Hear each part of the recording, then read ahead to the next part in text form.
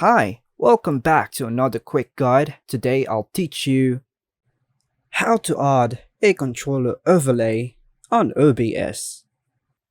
And it's literally an easy process, so make sure to watch until the end of the video to know how it's done. To initiate the process, begin by accessing the link conveniently provided in the description below. Copy the provided link and transition to OBS Studio. Subsequently, navigate to Add Sources option and choose to click Browser.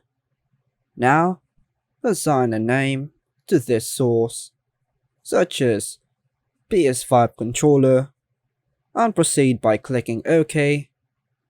Within the designated link bar, paste the previously copied link. Execute this step by selecting the Paste option and subsequently clicking OK. And voila! The PS5 controller overlay is now integrated seamlessly into your OBS Studio.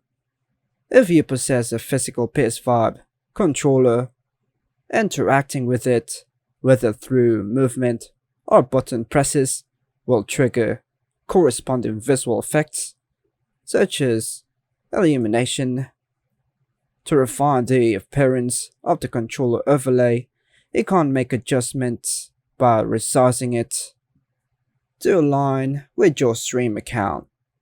This simple yet effective process ensures that you've successfully achieved a dynamic and interactive controller overlay within your OBS Studio setup. And that's all for now, folks. Hope you like and subscribe. Thank you.